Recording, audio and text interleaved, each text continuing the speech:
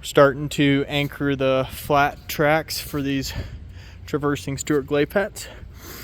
And we got a few lasers here set up so that we can jump back and forth. Some marks on these hammer drills so we can make sure we get these perfectly straight with the pilot hole. 1/2-inch drill bit, and then after we do that, move the tracks away, go into that pilot hole with a 5/8 drill bit. That can stop after 2 inches. It's got the stopper on there. Still got to be careful that edge doesn't go a little beyond. Then put your 5/8 anchor in and cap screw after you put the tracks back over top of your drop-in anchor, and of course hammer down that plug.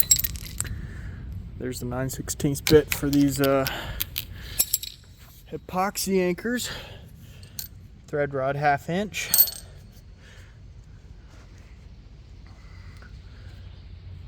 Jeff's over here getting set up so we can put the lasers down these other holes on the 6-inch track.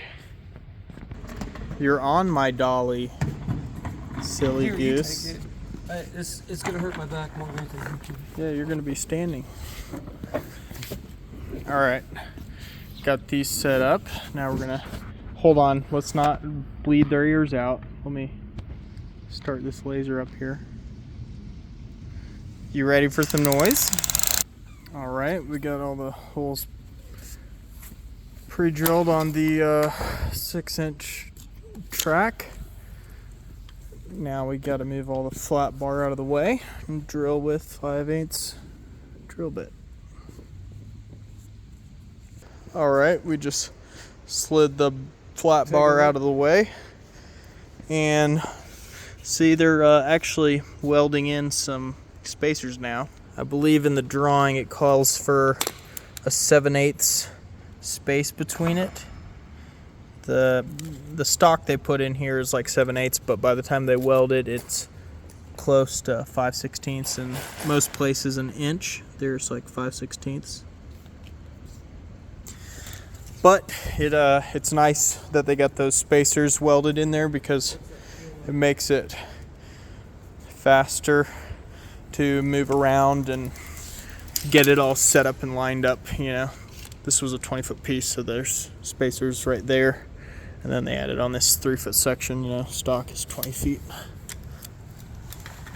Again, a 1-inch space in the middle here. It was more like 1 1/4, so we held it together with this clamp while we were getting everything rolling here.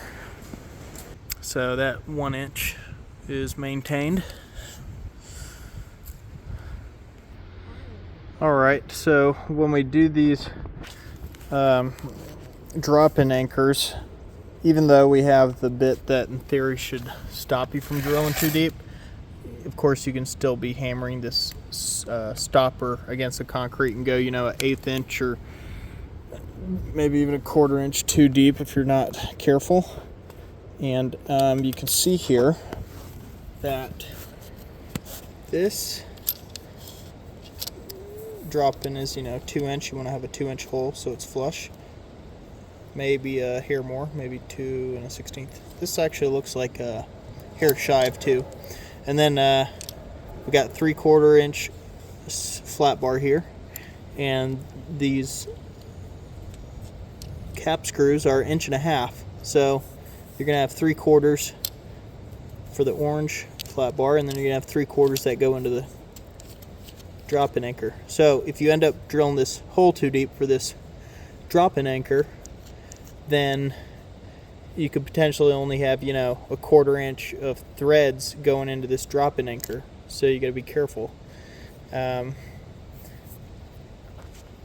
What we like to do is just have this put together here and give ourselves a little feedback loop every time we drill a hole. Stick it in.